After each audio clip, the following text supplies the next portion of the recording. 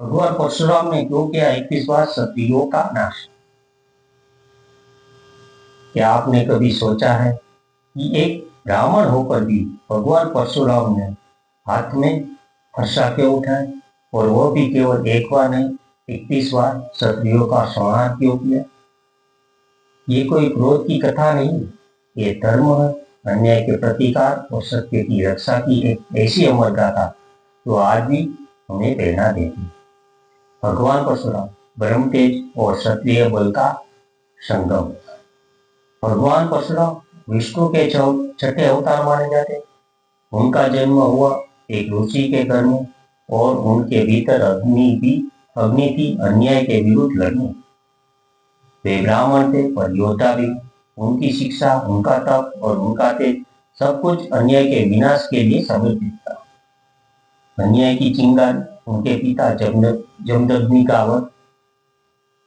एक दिन की बात है, वंश का राजा अर्जुन सहस्त्रबाहु भगवान परशुराम के आश्रम आया।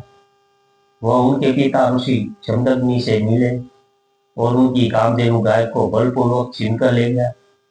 जब परशुराम वापस लौटे और ये सुना तो उन्होंने क्षत्रिय राजा अर्जुन का वध कर दिया और गाय को वापस ले आए। परंतु यही बात अंत की नहीं, शुरुआत है। राजा अर्जुन ने पुत्रों ने बदला लिया। उन्होंने ऋषि जमदग्नि का हत्या कर दी, वो भी तपस्या करते हुए निर्दोष अवस्था। यही से शुरू हुआ न्याय का युद्ध, 21 बार क्षत्रियों का शव। परशुराम ने पिता की चिता को अग्नि देने के बाद एक प्रेरणा दी, जब तक पृथ्वी से अन्यायी क्षत्रियों का नाश नहीं कर दूंगा तब तक मैं चैन से नहीं बैठूंगा। और उन्होंने उठाया फरसा। वो अकेले निकल पड़े पूरे भारतवर्ष में। उन्होंने 21 बार में पृथ्वी को अन्यायी, भ्रष्ट, अहंकारी और धर्महीन क्षत्रियों से मुक्त किया। ये कोई जाति विरोधी नहीं था, ये था अन्याय विरोधी। कुछ लोग सोचते हैं कि परशुराम ने क्षत्रिय जाति का नाश किया, नहीं, उन्होंने अन्याय, अहंकार और अधर्म का संहार किया। जो राजा न्यायी थे जैसे राम, विष्णु, दशरथ, उन्होंने आशीर्वाद दिया। और जो राजा अपनी शक्ति को जनता को दबाने के लिए इस्तेमाल कर रहे थे, उनका अंत निश्चित था। परशुराम से क्या सीख मिलेगा? अन्याय के विरुद्ध खड़े हो। परशुराम हमें सिखाता है कि धर्म की रक्षा केवल प्रवचन से नहीं होती। जब अन्याय सीमा पार करे तब एक तपस्वी भी योद्धा बन सकता है। शक्ति का उपयोग सही दिशा में करे।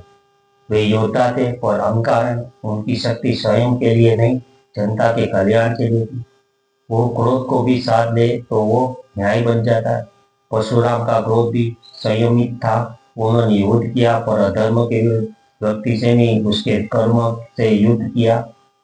सही रास्ता चुनने में देर न करे। पिता के हत्या के बाद वे विलाप में नहीं डूबे, उन्होंने प्रतिक्रिया ने दी, कर्तव्य थे।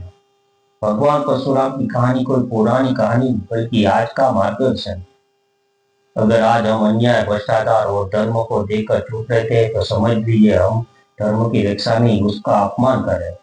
परशुराम बनो, जब तक सहनशीलता टूटे तो न्याय के लिए उठ खड़े हो, स्वयं रखो पर सत्य के लिए समर्पण भी रखो। यही प्रेरणा है भगवान परशुराम की, कि ब्राह्मण भी बन सकता है योद्धा अगर लक्ष्य हो केवल धर्म की रक्षा।